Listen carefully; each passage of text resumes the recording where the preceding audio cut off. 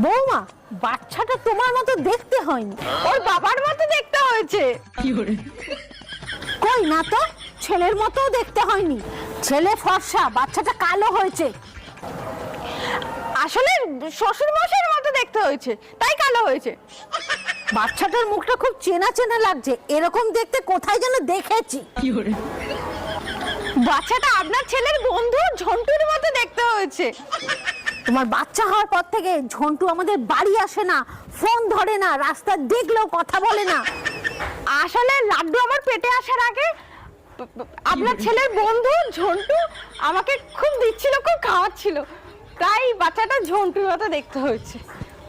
বৌমা, আমার সন্দেহ হচ্ছে বাচ্চাটা আমার ছেলের না ঝন্টুর।